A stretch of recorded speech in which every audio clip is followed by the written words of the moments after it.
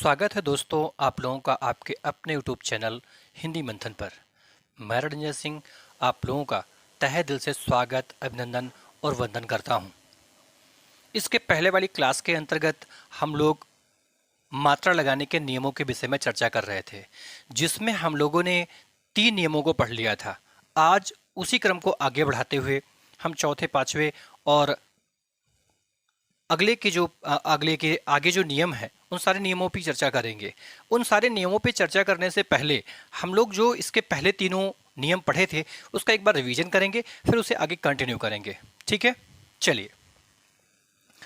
हमने नियम श्रृंखला में जो पहला नियम आपको बताया था, वो पहला नियम क्या था भैया? तो पहला नियम यह था कि यदि किसी शब्द में, ध्यान दीजिएगा, यदि किसी शब्द का जो पहला अक्षर है, यदि किसी शब्द का जो पहला अक्षर है, अगर वह पहला अक्षर आधा होता है तो उस आधे अक्षर की मात्रा हम नहीं लगाते हैं और शेष पर मात्राओं का निर्धारण कर दिया जाता है। वही मैंने दूसरे नियम की भी चर्चा की और आपसे बताया, यदि किसी शब्द में आधा अक्षर बीच में आए, मध्य में आए, है ना, तो वो आधा अक्षर क्या करता है? वह आधा अक्षर अपने पूर्ववर्ती वर्ण को गुरु कर देता है। पूर्ववर्ती वर्ण को क्या करता है? गुरु कर देता है। तीसरे नियम में मैंने आपको बताया कि यदि कोई शब्द में कोई भी आधा अक्षर बीच में तो आए लेकिन उसके आगे वाला वर्ण पहले से ही गुरु हो तो उस आधे अक्षर का उस पर कोई भी प्रभाव नहीं पड़ता है। यानी यदि इस पर हमें मात्रा का निर्धारण करना हो तो इस पर गुरु और ये ऑलरेडी गुरु है ही, ये गुरु ही रह जाएगा। ठीक है, मैं इन 3 नियमों की चर्चा आपसे कर लिया था। मैंने क्या बताया था कि यदि किसी शब्द का पहला अक्षर आधा हो तो उस आधे अक्षर पर हम मात्रा नहीं लगाते हैं और शेष वर्णों पर मात्रा का निर्धारण हम कर देते हैं।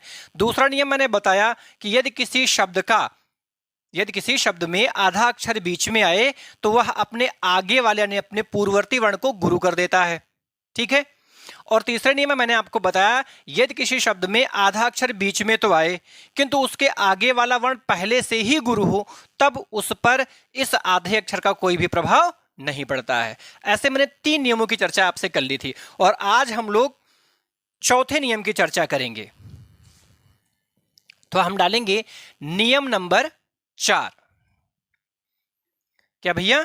नियम नंबर 4। नियम नंबर 4 क्या है भैया? नियम नंबर 4 क्या है? नियम नंबर 4 यह है कि यदि किसी शब्द के वर्ण के साथ में विसर्ग का चिन्ह लगा हो तो वह विसर्ग का चिन्ह अपने पूर्ववर्ती वर्ण को गुरु कर देता है। नियम क्या है? नियम साथ में लिखते चलिए, कोई दिक्कत नहीं है। यदि किसी शब्द के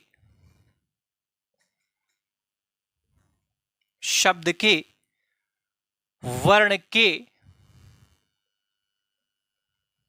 यदि किसी शब्द के वर्ण के साथ में विसर्ग का चिन्ह लगा हो,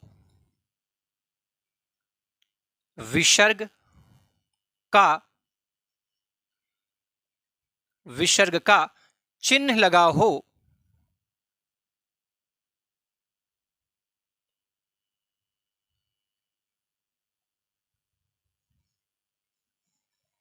तो विसर्ग के चिन्ह का पूर्ववर्ण विसर्ग के चिन्ह का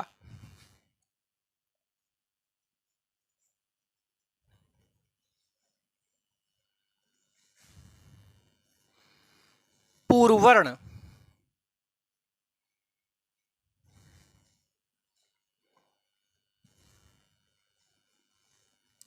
गुरु हो जाता है।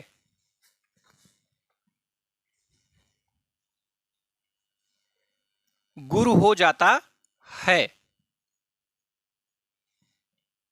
जैसे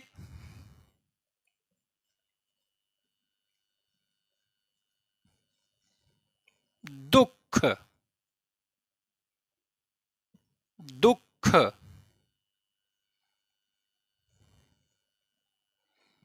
निःशुल्क, निःशुल्क, दुःशासन, प्रातः, शह जैसे शब्द आपको देखने के लिए मिल गए। ध्यान रहे मैंने क्या कहा कि जो विसर्ग का चिन्ह है या विसर्ग का चिन्ह जो होता है ये अपने पूर्ववर्ती मतलब अपने आगे वाले वर्ण को क्या करता है, गुरु कर देता है। यहां पर विसर्ग का चिन्ह लगा है तो ये वर्ण क्या हो जाएगा, गुरु हो जाएगा। यहां पर विसर्ग का चिन्ह लगा है तो इसके आगे वाला ये जो वर्ण है ये क्या हो जाएगा, गुरु हो जाएगा। यहां पर ता के बाद में विसर्ग का चिन्ह लगा है इसलिए ये वर्ण गुरु हो जाएगा। यहां पर भी विसर्ग का चिन्ह लगा है इसलिए ये वर्ण क्या हो जाएगा, गुरु हो जाएगा। और शेष बचे हुए वर्ण जो रहते हैं उस पर हम वैसे ही मात्रा का निर्धारण कर देते हैं। जैसे ये लघु लग जाएगा, यहां पर भी लघु लग जाएगा, यहां पर लघु लग जाएगा, यहां पर गुरु लग जाएगा। बड़े आ की मात्रा है क्योंकि यहां पर बड़े आ की मात्रा है इसलिए ये भी गुरु हो जाएगा। ये यहां पर ये तो लघु होगा लेकिन कुत्ता वाला जो मैंने दूसरा नियम बताया था उस दूसरे नियम के हिसाब से यदि किसी भी शब्द के मध्य में आधा अक्षर आता है तो अपने पूर्ववर्ती वर्ण को क्या करता है, गुरु करता है, इसलिए ये क्या हो जाएगा, गुरु हो जाएगा। अगर इसमें मात्राओं को काउंट यानी गिनने की बारी है तो तुम गिनोगे कैसे, तो देखो इसको हम एक मात्रा गिनते हैं, इसको हम दो मात्रा गिनते हैं। अर्थात दुख में कुल मात्राओं की संख्या कितनी मानी जाएगी, 3 मानी जाएगी। और निःशुल्क में कितनी मात्रा मानी जाएगी, तो 1 2 3 4 5 टोटल मात्राएं की संख्या कितनी होगी भैया, 5 हो गई। क्या हो गई, 5 हो गई। अगर दुशासन पे मात्राओं की संख्या हम पूछें तो 1 2 और 2 4 2 6 यानी दुशासन पे मात्राओं की संख्या कितनी हो जाएगी भैया, 6 हो जाएगी। प्रातः पर मात्राओं की संख्या 4 हो जाएगी, सह पर मात्राओं की संख्या 2 हो जाएगी। शायद आपको मात्राएं गिनना भी आ गया और यह नियम भी आपकी समझ में आ गया होगा। ठीक है, तो चलिए अब हम लोग क्या करते हैं, इसके अगले नियम की तरफ बढ़ते हैं। लेकिन अगले नियम को तरफ बढ़ने से पहले हम इसको एक बात और समझते हैं। मैंने क्या कहा कि यदि किसी शब्द में, ठीक है, यदि किसी शब्द में कोई वर्ण आया हो और उस वर्ण के साथ में क्या लगा हो भैया, विसर्ग का चिन्ह लगा हो, तो विसर्ग का चिन्ह जिस वर्ण के साथ लगा रहता है उस चिन्ह का जो पूर्ववर्ती वर्ण होता है, पूर्व वाला वर्ण, पूर्व मतलब पहले वाला वर्ण, पहले वाला वर्ण क्या हो जाता है, तो पहले वाला वर्ण जो होता है भैया वो गुरु मान लिया जाता है। बात समझ में आ गई होगी। आप इसका एक स्क्रीनशॉट लीजिए, आगे की चीजें हम और आगे समझते हैं।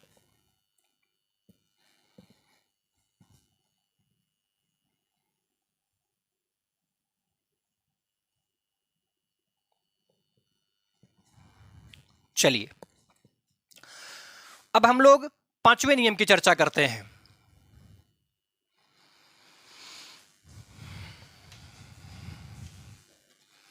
पांचवा नियम देखते हैं भाई। पांचवा नियम क्या है,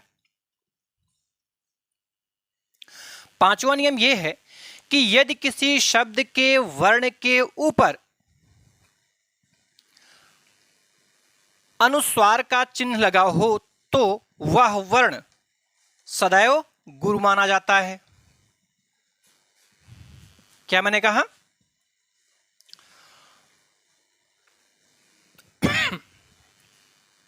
जैसे कोई शब्द दिया गया है, मैंने उसमें संसार लिखा था आपको उदाहरण में, जैसे संसार दिया गया है। अब आपको इस संसार शब्द पे मात्रा लगाना हो तो ध्यान रहे मैंने नियम क्या बताया कि यदि किसी शब्द में किसी वर्ण के ऊपर, ये चिन्ह क्या है, इसको हम अनुस्वार चिन्ह कहते हैं। क्या भैया, अनुस्वार कहते हैं। ठीक है, तो अनुस्वार का चिन्ह लगा हो तो जिस वर्ण पर अनुस्वार का चिन्ह लगा होता है वो क्या माना जाता है, गुरु माना जाता है।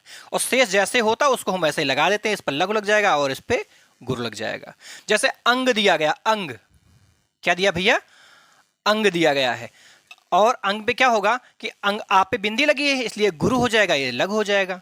ठीक है, जैसे दिया गया है अंश, दिया गया है अंश, दिया गया है तो इस पर लघु इस पर गुरु। शायद समझ में आ गया होगा मेरी बात। तो चलिए इस नियम को लिख लेते हैं। लिखेंगे नियम कैसा लिखेंगे, यदि किसी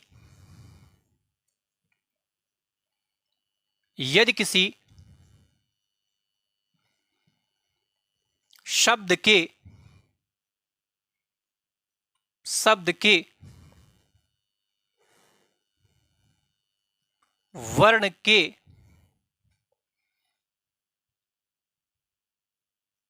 ऊपर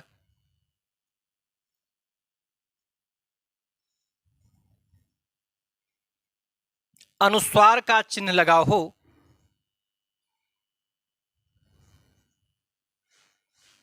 अनुस्वार का चिन्ह लगा हो,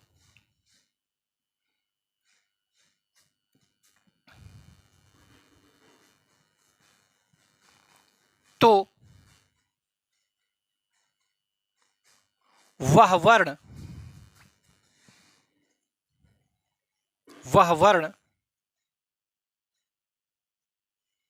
गुरु वर्ण माना जाता है।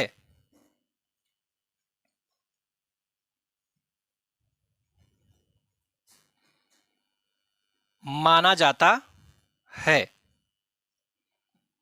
जैसे जैसे में तो मैंने आपको दे ही दिया, ये देखिए, जैसे जैसे में आप इसमें और भी कुछ लिख सकते हैं। जैसे एक शब्द देंगे आप, गंगा लिख सकते हैं। क्या भैया, गंगा लिख सकते हैं। गंगा पे आपको मात्रा लगानी हो तो गुरु, और यहां पर गुरु, अर्थात जिस भी वर्ण पर यह अनुस्वार यानी बिंदी लगी होगी वो क्या होगा, गुरु होगा। क्या होगा, गुरु होगा। क्या होगा भैया, गुरु होगा। यह बात आपको ध्यान में रखनी है। देखिए इस पर भी देखिए अनुस्वार की बिंदी लगी हुई है, इसकी वजह से क्या हो गया, गुरु हो गया। बात समझ में आई। मैंने क्या कहा कि यदि किसी शब्द के वर्ण के ऊपर क्या लगा हो, अनुस्वार चिन्ह लगा हो। क्या, अनुस्वार चिन्ह।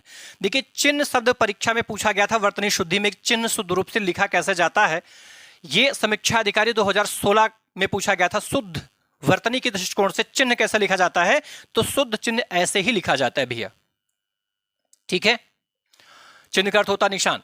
लगा हो तो वह जो वर्ण होता है वो क्या माना जाता है भैया, तो वह गुरु वर्ण माना जाता है। बात समझ में आई। आप इसका भी एक स्क्रीनशॉट लीजिए। फिर हम लोग इसके अगले नियम पे चलते हैं। ले लिया स्क्रीनशॉट। चलिए अब हम लोग छठे नियम पे चलते हैं।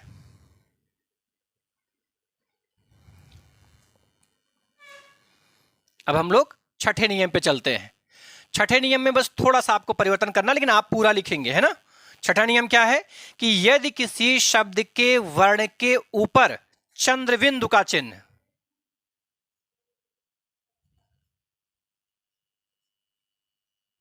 क्या भैया, चंद्रबिंदु। देखिए चंद्रबिंदु का चिन्ह, ये चंद्रबिंदु जो होता भैया, ये चंद्रबिंदु को ही हम और क्या कहते हैं, इसी को हम अनुनासिक कहते हैं। क्या, अनुनासिक। अनुनासिक का चिन्ह लगा हो तो वह वर्ण गुरु वर्ण माना जाता है। अच्छा इसका सिंबल, अब जैसे मैं इसमें ध्यान रहे,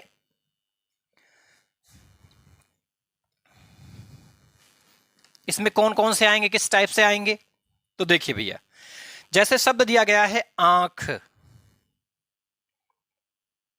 आंख दिया गया है, आंख, ये चंद्रबिंदु है, इसी को हम चंद्रबिंदु भी कहते हैं।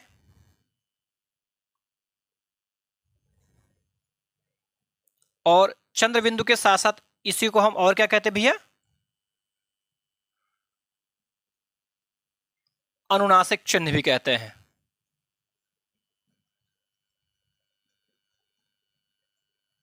अनुनासिक चिन्ह देते कहते हैं। तो ध्यान रहे जिस पर ये चंद्रबिंदु लगा रहेगा वह वर्ण सदैव लघु ही माना जाएगा। क्या, लघु माना जाएगा। ठीक, जैसे दिया गया है गांव, दिया गया है गांव, दिया गया है, तो ये लघु, ये गुरु नहीं होगा भैया, ये क्या हो जाएगा, ये लघु हो जाएगा, लघु हो जाएगा। गांव है, ठीक है। जैसे आंत है, आंत है, ठीक है। जैसे छांव है, छांव है, ठीक है। जैसे चांद है, क्या भैया, चांद है, तो इस पर सब पे लघु रहेगा, सब पे लघु लगेगा, सब पे लघु लगेगा, ठीक है। जहां पर भी चंद्रबिंदु लगी होती है वह वर्ण क्या होता है, तो वह वर्ण जो होता है वह वर्ण सदैव लघु होता है। क्या होता है भैया, लघु होता है। बात आपको ध्यान में रखनी है, क्या होता है, लघु वर्ण होता है। मैंने क्या कहा, यदि किसी ये कौन सा नियम था? तो ये छठा नियम था। ठीक है। यदि किसी शब्द के वर्ण के ऊपर, यदि किसी शब्द के वर्ण के ऊपर चंद्रबिंदु का चिन्ह लगा हो तो वह वर्ण लघु वर्ण माना जाता है। कैसा माना जाता है भैया? लघु वर्ण। आंख पर चंद्रबिंदु लगी इसलिए आंख में आ जो था वो लघु हो गया। गांव में चंद्रबिंदु लगा इसलिए ये भी लघु हो गया। आंत पर चंद्रबिंदु लगा ये भी लघु हो गया। छाव में चंद्रबिंदु लगा ये भी लघु हो गया।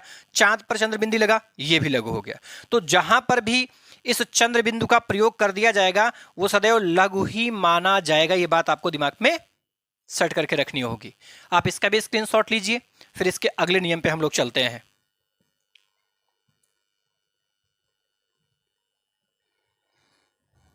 ले लिया स्क्रीनशॉट भैया?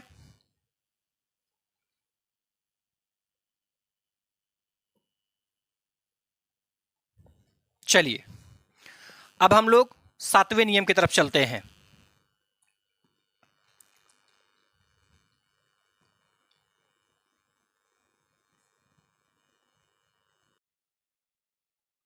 चलिए आगे देखते हैं। आगे है नियम नंबर 7।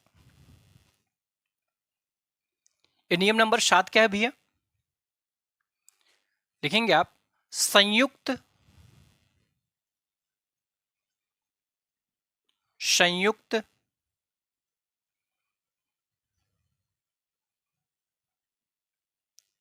व्यंजन वर्ण संबंधी नियम।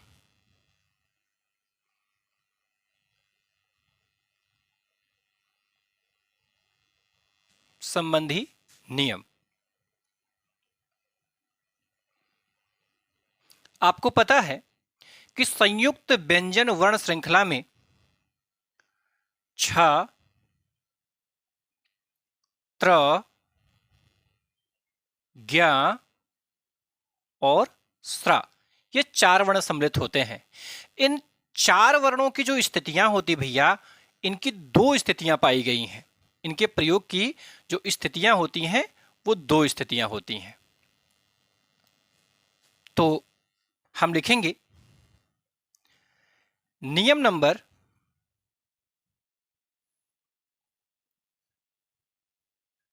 7 का पहला नियम इसका यह भैया कि यदि किसी शब्द में संयुक्त व्यंजन वर्ण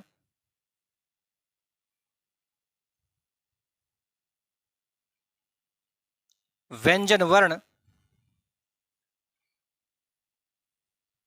व्यंजन वर्ण शब्द के प्रथम वर्ण के रूप में प्रयोग है, शब्द के प्रथम वर्ण के रूप में आया है, में आया है, तो उस पर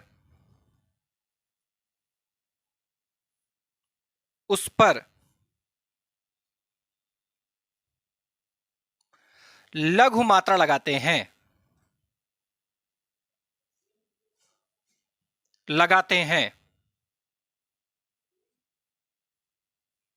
लगाते हैं।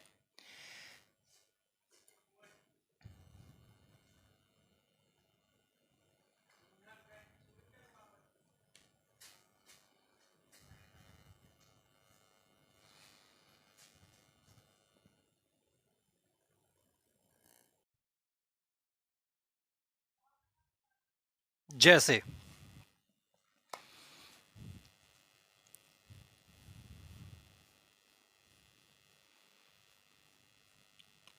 त्रय,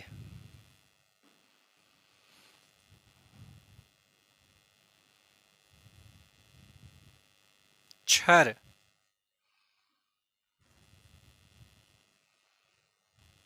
क्षमा,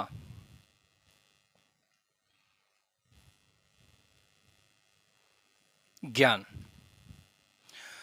अब इस पर मात्राओं का निर्धारण करना होगा, तो ध्यान रहे इसमें जो संयुक्त व्यंजन वर्ण है, संयुक्त व्यंजन वर्ण जहां शब्द के प्रथम वर्ण के रूप में आया है उस पे हम क्या लगा देंगे, लघु। क्योंकि देखिए इस शब्द में जो संयुक्त व्यंजन वर्ण है ये प्रथम वर्ण के रूप में आया है, इसमें भी वही चीजें हैं इसलिए इसमें भी लघु हो जाएगा, इसमें भी वही चीज इसलिए इसमें भी लघु हो जाएगा। किंतु इसमें लघु ना होने का कारण क्या है, ये बड़े आ की मात्रा, इसलिए यहां पर क्या हो जाएगा, दीर्घ हो जाएगा। और शेष जैसे है उस पर वैसे ही मात्रा का निर्धारण हम कर देंगे। बात समझ में आई? अगर आप ये समझना चाहते हैं सर ऐसा हुआ क्यों, तो ध्यान से समझें। ये जो त्रावर्ण होता है ये दो वर्णों के योग से बना होता है, एक ता होता है और धन रा का योग होता है, किंतु ता उसमें आधा होता है और रा पूरा होता है। उसके बाद में इसमें या जोड़ देंगे तो ये त्रय हो जाएगा। अब इसमें या के लिए तो लघु लग जाएगा, रा के लिए भी लघु लग जाएगा, किंतु आप हमें बताएं, मैंने आपको नियम बताया था, नियम नंबर फर्स्ट, पहला नियम मैंने बताया था, यदि किसी शब्द का प्रथम वर्ण आधा हो तो हम उस आधे वर्ण की मात्रा कभी भी नहीं लगाते हैं। इसलिए यदि किसी शब्द में संयुक्त व्यंजन वर्ण प्रथम वर्ण के रूप में आता है तो वो वहां पर सदैव लघु होता है। क्या होता भैया, लघु होता है। बात समझ में आई? मैंने नियम आपको बताया कि यदि किसी शब्द में जो संयुक्त व्यंजन वर्ण है अगर वह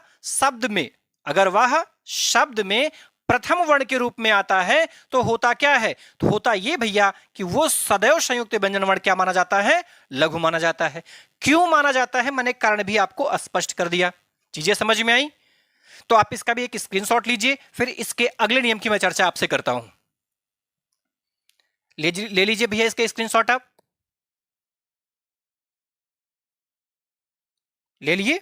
चलिए अब देखते हैं नियम नंबर 7 का खा, इसी का दूसरा नियम। ये तो था यदि किसी शब्द में प्रथम वर्ण के रूप में संयुक्त व्यंजन वर्ण आता है तो उस संयुक्त व्यंजन वर्ण पर हम क्या लगाते हैं भैया, लघु लगाते हैं। क्या लगाते हैं, लघु लगाते हैं। किंतु ध्यान रहे अगर यही संयुक्त व्यंजन वर्ण किसी भी शब्द के मध्य में आ जाए या फिर अंत में आ जाए तो इसको हम लघु नहीं लगाते हैं, वर्ण ये करता क्या है कि अपने पूर्ववर्ती वर्ण को पहले गुरु करता है, फिर इस पर लघु का निर्धारण कर देते हैं। हम लिखेंगे यदि किसी शब्द में संयुक्त व्यंजन वर्ण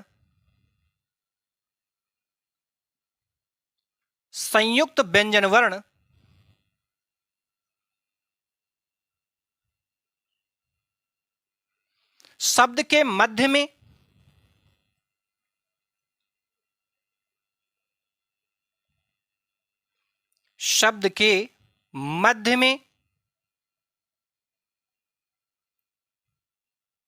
या फिर अंत में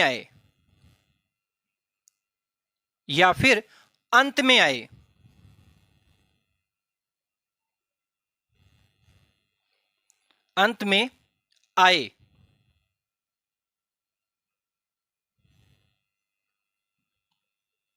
तो वह अपने पूर्ववर्ती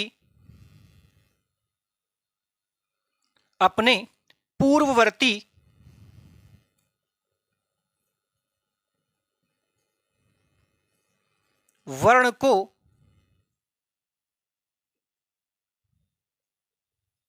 गुरु कर देता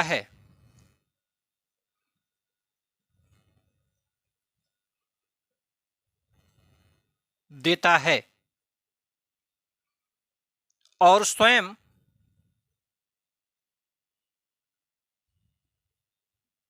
लघु ही बना रहता है।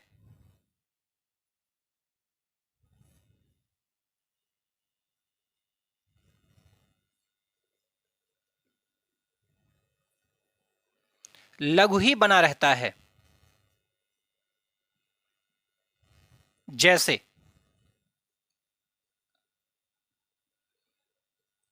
कक्षा, जैसे कक्ष, जैसे पक्ष। अब आप इन उदाहरणों को ध्यान से देखें। आप इसमें देख रहे हैं कि ये जो संयुक्त व्यंजन वर्ण है वो शब्द के अंत में आ रहा है। एक और उदाहरण ले लेते हैं हम लोग, एक शब्द लिख लेते हैं भैया अक्षर। अब इसमें क्या है, अक्षर में ये जो छा वर्ण आप देख रहे हैं शब्द के मध्य में आया है।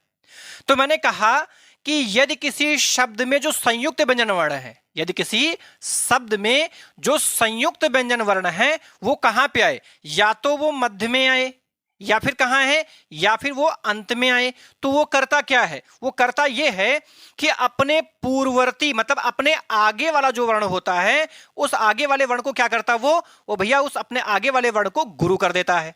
और उसके स्वयं की स्थिति क्या रहती है, उसके स्वयं की जो स्थिति होती है वो लघु ही बनी रह जाती है, लघु ही बनी रह जाती है।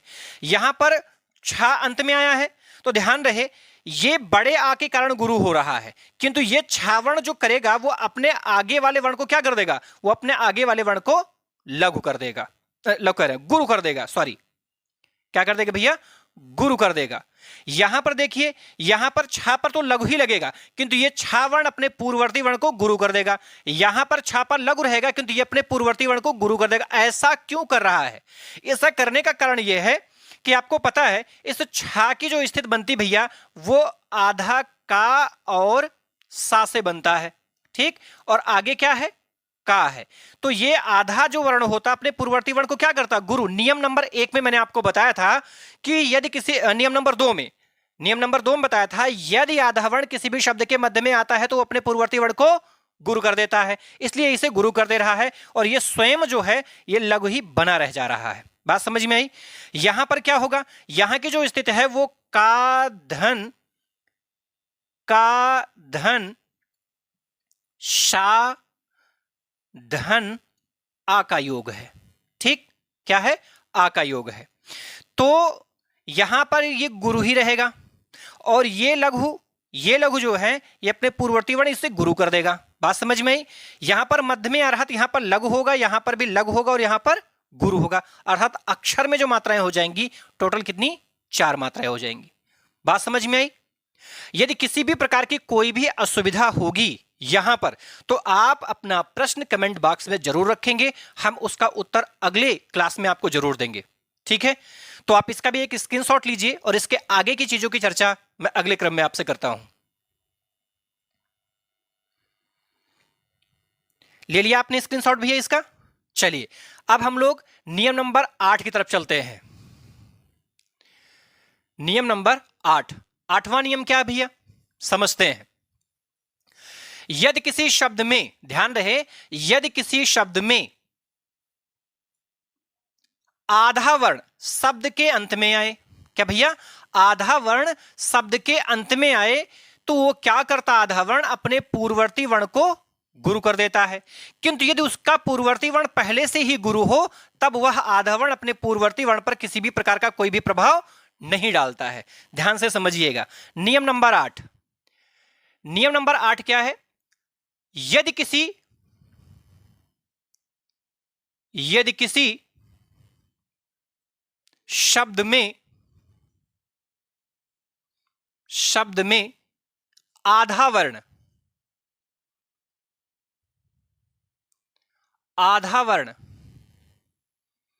शब्द के अंत में आए तो वह वर्ण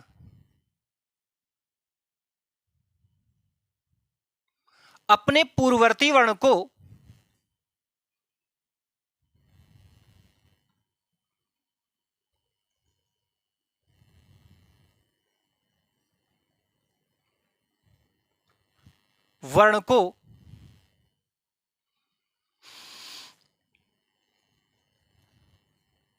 गुरु कर देता है।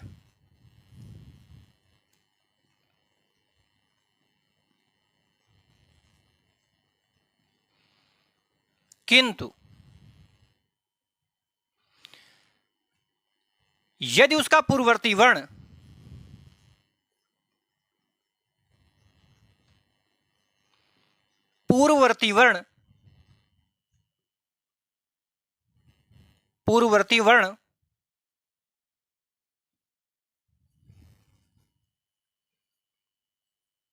पहले से ही गुरु हो,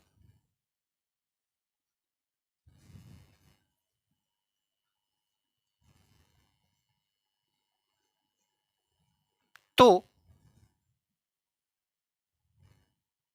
वह उस पर कोई प्रभाव नहीं डालता, कोई प्रभाव नहीं डालता।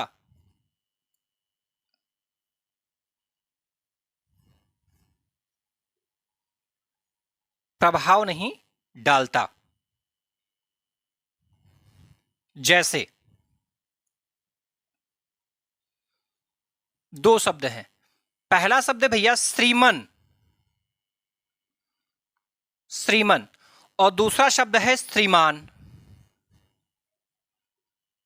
ध्यान से समझिए इन दोनों शब्दों को। मैंने क्या कहा कि यदि किसी शब्द में जो आधा वर्ण है वो कहां आ जाए, शब्द के अंत में आ जाए, तो वो करता क्या है, तो वह वर्ण जो है अपने पूर्ववर्ती वर्ण को क्या कर देता है भैया, तो अपने पूर्ववर्ती वर्ण को गुरु कर देता है। ठीक है, ये वाला देखेंगे आप, यहां पर आधा वर्ण अंत में आ रहा ना, तो अब ये आधा वर्ण क्या करेगा, अपने पूर्ववर्ती वर्ण मां को गुरु कर देगा। क्या कर देगा, मां को गुरु कर देगा। आगे लेकिन मैंने क्या कहा, किंतु यदि उसका पूर्ववर्ती वर्ण पहले से ही क्या हो, गुरु हो, तो उस वर्ण पर किसी भी प्रकार का कोई भी प्रभाव वह आधा वर्ण नहीं डालता है, जैसे श्रीमान। अब ये आधा वर्ण तो है, अपने पूर्ववर्ती वर्ण को गुरु तो करता, किंतु पूर्ववर्ती वर्ण पहले से ही गुरु है, इसलिए यह आधा वर्ण उस पर किसी भी प्रकार का कोई भी प्रभाव नहीं डालेगा। श्री पर तो गुरु लगेगा ही लगेगा। आई होप ये बात आपके समझ में आ गई होगी, ये बात भी आपके समझ में आ गई होगी। तो आप इसका भी स्क्रीनशॉट लीजिए, आपके मात्रा लगाने के जितने नियम थे उन सभी नियमों पर चर्चा विस्तार से हो चुकी है। एक बार इसका हम लोग रिवीजन करेंगे 8 के 8 नियमों को एक ग्राफ पे, और फिर हम उसका प्रयोग भी देखेंगे। ले लिया स्क्रीनशॉट भैया?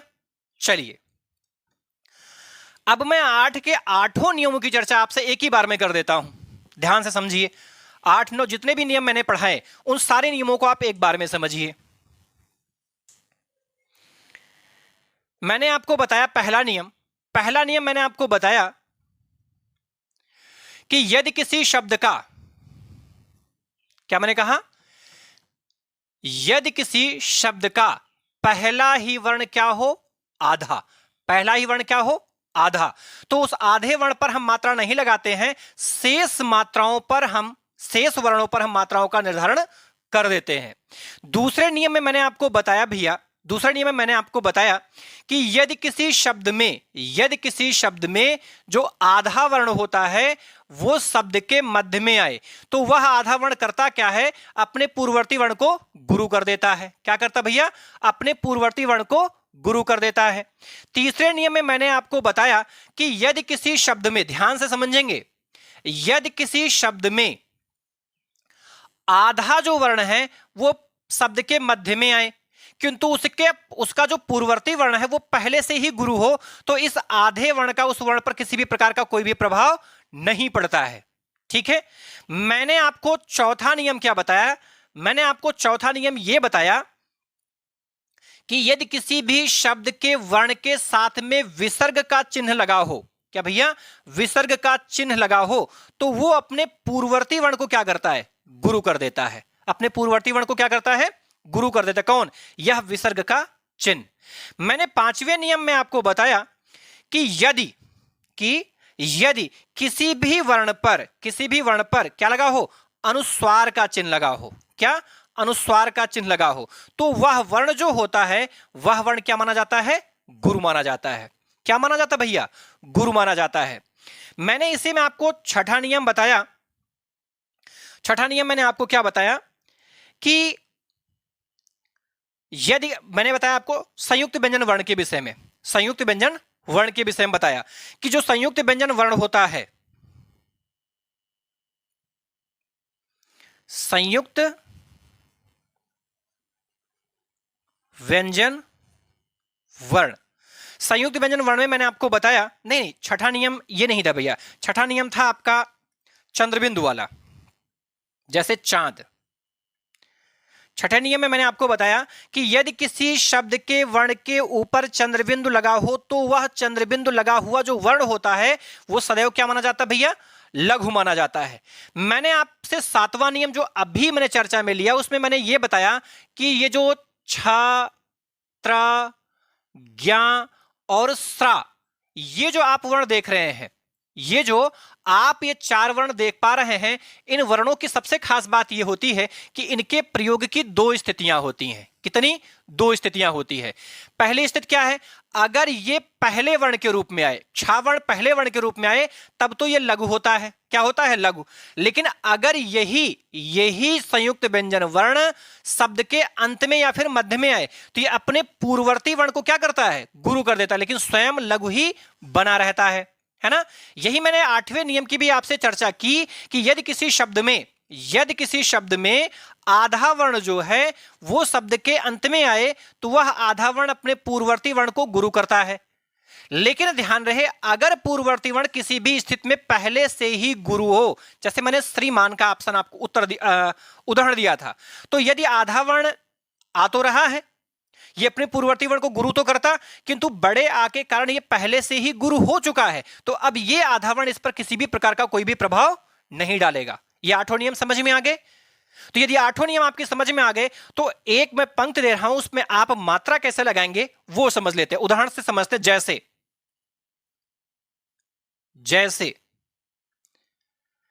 जय हनुमान ज्ञान गुण सागर, ज्ञान गुण सागर, ये पंक्ति रही। अब आपको अगर इसी पंक्ति को पहचानना पड़े कि ये कैसी पंक्ति है, ये दोहा है, चौपाई है, हरगीतका है, बरवा है, कुंडलियां है, छप है, क्या है, तो इसके लिए सबसे पहले हम इस पर मात्रा लगाएंगे। लेकिन नोट ध्यान में एक बात और रखेंगे, हम मात्रा जब भी लगाई जाती, नोट में ध्यान रखेंगे कि जब भी किसी भी पंक्ति या किसी भी शब्द पर मात्रा का निर्धारण किया जाता है तो मात्रा का निर्धारण सदैव पीछे से आगे की ओर किया जाता है। क्या लिखेंगे? मात्रा का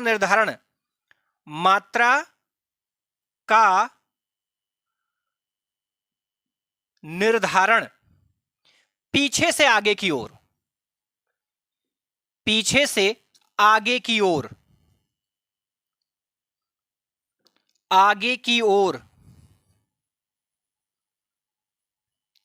की ओर किया जाता है। तो पीछे से मात्रा हम लगाएंगे, तो इस पर हम लघु लगाएंगे, इस पर लघु लगाएंगे, बड़े आ की मात्रा इस पर है इसलिए इस पर हम गुरु लगाएंगे, इस पर हम लघु लगाएंगे, इस पर हम लघु लगाएंगे। क्यों? क्योंकि ये छोटे ऊ की मात्रा है और छोटे ऊ की मात्रा पर लघु लगाया जाता है। ना है इसलिए इस पर किसी मात्रा का निर्धारण नहीं, इसलिए लघु हो जाएगा। ज्ञा पर आ की मात्रा के कारण ये गुरु हो जाएगा और ना लघु हो जाएगा। मां पर आ की मात्रा के कारण ये गुरु हो जाएगा। ये छोटे ऊ की मात्रा इसलिए लघु हो जाएगा। ये पर किसी मात्रा नहीं है हा पर, इसलिए ये भी लघु हो जाएगा, ये भी लघु हो जाएगा, ये भी लघु हो जाएगा। अब आप इसे गिनोगे कैसे? तो गिनो, देखो इस पे जो यस होगा वो 2 गिनेंगे और जो खड़ी पाई वाला है उसको हम 1 गिनेंगे। तो यहां पर हो गया भैया 1 2 3 4 5 6 7 8 9 10 11 12 13 14 15 16। कितनी मात्रा होगी भैया? तो टोटल इसमें 16 मात्रा हो गई। और 16 मात्राओं वाला छंद कौन सा है? तो 16 मात्राओं वाला जो छंद है उसका नाम है चौपाई। क्या भैया? चौपाई। हालांकि मैं इसकी विस्तार से चर्चा अगले क्रम में करने वाला हूं, लेकिन अब आपका काम क्या है कि मैंने आपको ये 8 नियम बताए हैं, आपको कमेंट बॉक्स में इन 8 पर मात्रा लगानी है। क्या करनी है? मात्रा लगानी है। और मात्राओं को गिन करके उसमें कितनी मात्रा लगी हुई है वो आपको बताना। जैसे श्याम पर 3 मात्रा लगी। कितनी मात्रा लगी भैया? 3 मात्रा लगी है। ठीक कुत्ता पर कितनी मात्रा लगी है?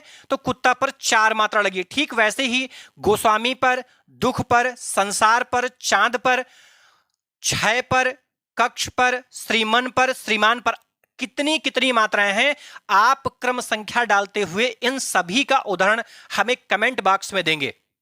यदि यह चीज आपकी समझ में आ गई है तो शेष 2 का जवाब मैंने दिया है, शेष का जवाब आपको कमेंट बॉक्स में देना है।